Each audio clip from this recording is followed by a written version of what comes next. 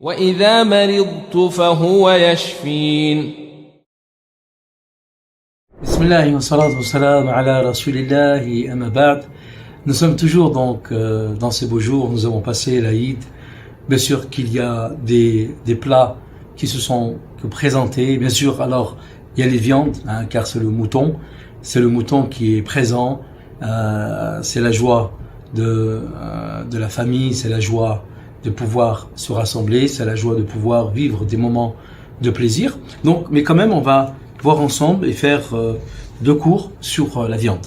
Alors, c'est une chose importante, car c'est le mouton.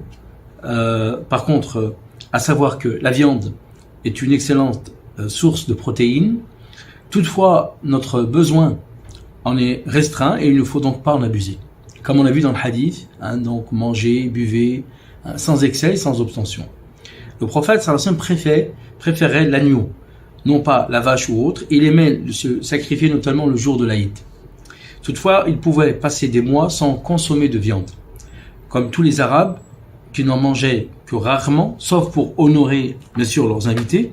Donc ils honoraient leurs invités et ils présentaient cela. Donc on peut en retirer que vraiment le prophète sallallahu alayhi wa sallam ne mangeait pas beaucoup de viande. Si il devait manger de la viande, c'était bien sûr en groupe, car il était invité donc chez des compagnons. Il convient de rappeler que le jour de l'Aïd, bien qu'en étant un jour de sacrifice, l'abus de viande sera proscrit. La viande en a besoin pour ses acides aminés, ses bienfaits sur le cerveau et la vitalité. Toutefois, consommer en excès la viande peut donner des maladies, notamment au niveau cardiovasculaire. Donc ça, c'est important. Par ailleurs, une année, lorsqu'il est l'émir des croyants, Omar ibn Khattab a même interdit de consommer un excès de viande. Il a interdit d'utiliser ou d'avoir des excès de viande. Et ça, bien sûr, vous trouverez ces hadiths dans le Muwatta, un recueil de l'imam Al-Malik, rahmatullah alayhi. D'autant plus que lorsqu'on sait que l'importance des animaux pour l'écologie et l'environnement, ça c'est important aussi. C'est vrai que beaucoup en parlent par rapport à l'écologie, par rapport à l'environnement, par rapport à... Bien sûr, mais nous, on est dans le juste milieu. On n'interdit pas la viande totalement et on ne dit pas aux gens de manger de la viande sans limite, de manger de la viande sans limite. Alors, les pauvres avaient la possibilité de manger de la viande lorsqu'ils étaient invités chez les compagnons, car c'était un luxe auparavant. Allah, par sa clémence, a invité le musulman à sacrifier une bête le jour de l'Aïd et d'en faire profiter les plus pauvres. En outre, on rapporte dans un hadith que Sahih Muslim que le prophète sallallahu alayhi wa sallam a dit aux compagnons avant d'égorger une bête, prenez cela. Certains disent, et ça c'est important, certains disent c'était des dattes ou des raisins. On en déduit que l'importance de consommer des fruits avant de manger de la viande afin de bien digérer. Ça c'est important. Un maximum de fruits. Quelque chose de sucré, les dattes, les fruits, quelque chose de sucré, des jus, un maximum de jus pendant les jours de l'Aïd, ça c'est important.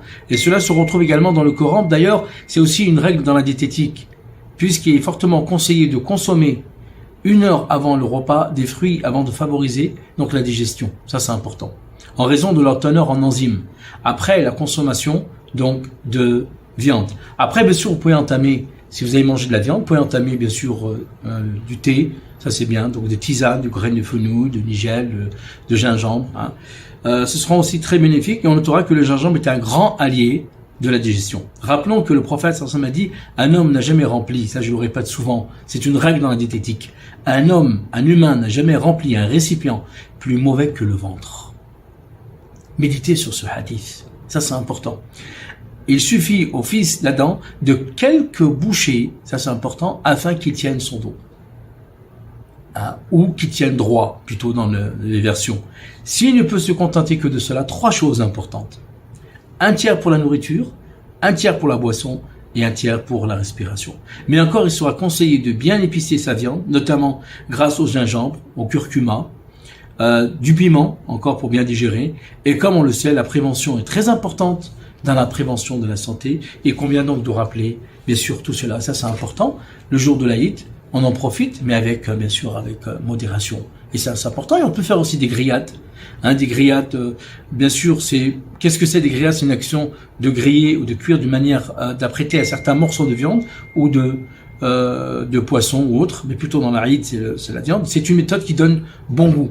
La grillade, c'est une méthode qui donne bon goût.